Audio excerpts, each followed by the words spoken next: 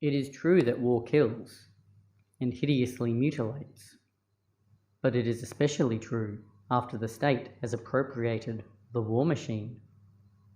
Above all, the state apparatus makes the mutilation and even death come first. It needs them pre-accomplished, for people to be born that way, crippled and zombie-like.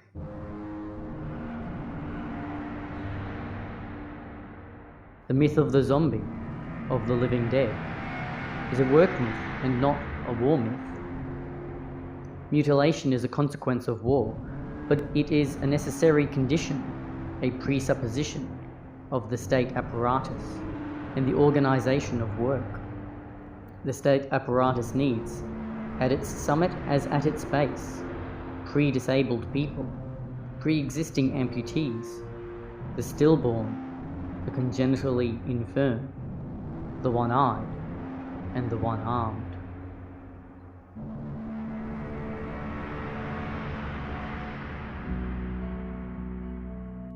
In A Thousand Plateaus, Deleuze and Guattari develop a distinction between two social forms.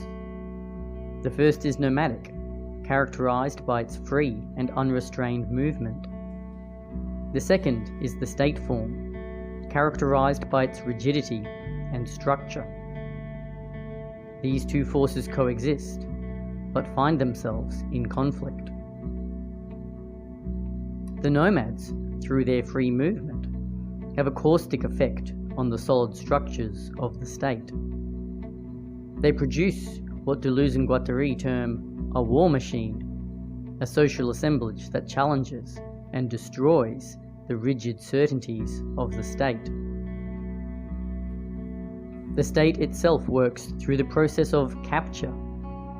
It overcodes things so they serve the purpose of the state, turns free action into labour, captures land and rents it out. It even takes possession of war machines, neutering their subversive power and making war and killing their chief function. According to Deleuze, the history of philosophy is the history of state philosophy. This is one of the things that makes so-called parody religion Discordianism so interesting. Discordianism, the ostensibly satirical worship of the Greek goddess of disorder, is notable as a type of modern nomadic philosophy. Through its use of contradiction and ambiguity, its centering of the adherent as a religious authority, and its anti-state messaging, it exists as a philosophical war machine, challenging the rigidity and uniformity of state thought. It is in this context that I would like to examine particular ideas relating to mutilation in the Discordian context.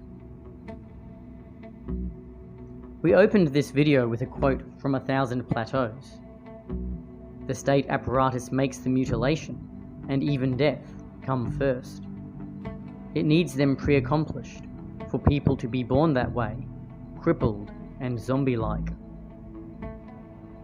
The war machine may cause harm, and even death. The captured war machine does so as its main function.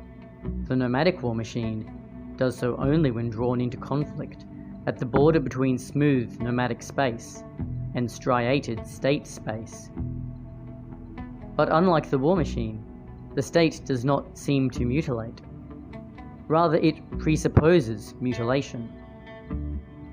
The state apparatus needs, at its summit as at its base, pre-disabled people, pre-existing amputees, the stillborn, the congenitally infirm, the one-eyed, and the one-armed. This is not simply a comment on the brutal physical costs of labour, though that implication seems present, but a comment on the way the state, a structured, regimented, and hierarchical structure, seems to exist at the end of a battle that has never been witnessed. The mutilations caused by this invisible history range from resignations to unsatisfying lives, stress, physical injuries, abstracted and frustrated social relations, all things that fall back imperceptibly onto the fabric of normal life. This is what gives the violence of the state such an insidious power. It is very difficult to pinpoint this state violence because it always presents itself as pre-accomplished. As the authors later reiterate, the mutilation is prior, pre-established.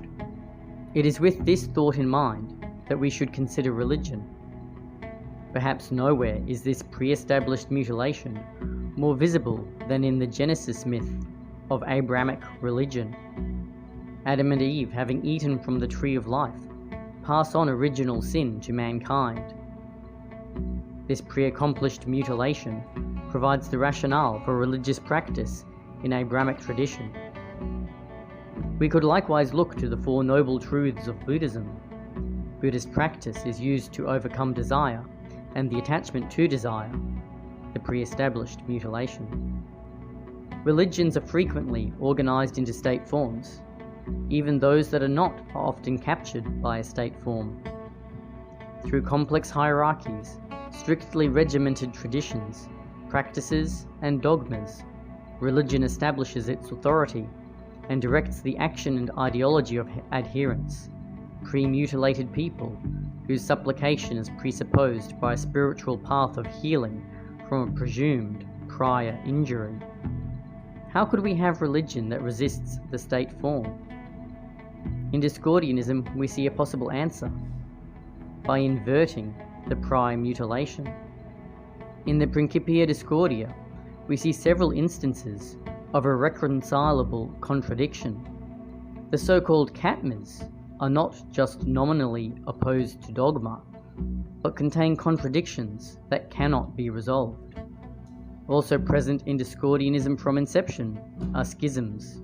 Schisms tear state forms into parts, where irreconcilable differences cannot be resolved, forming competing subsections of a state formation. But the schism in Discordianism comes into the religion through the founding, not a later disagreement.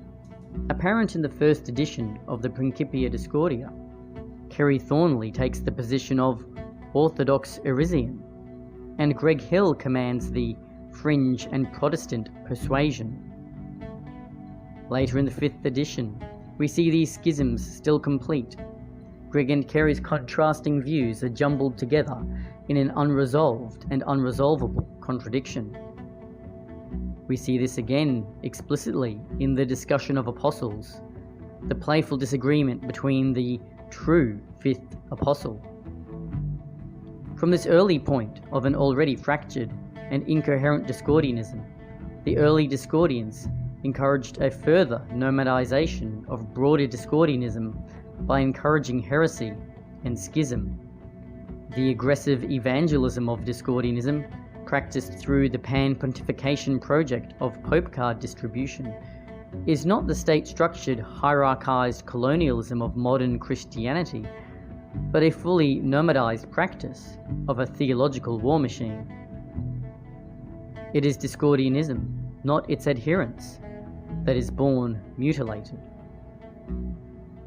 By inverting the formula of the state, of the pre-existent mutilation, Discordianism sabotages its own capacity to emerge into or be captured by a state form. Christianity emerges with mutilation already embedded in the adherent, original sin, crucifixion. Discordianism mutilates itself, preserving the adherent, refusing the contract of debt. In the Principia Discordia, Eris speaks these words to Greg and Kerry: I am chaos, I am alive, and I tell you that you are free.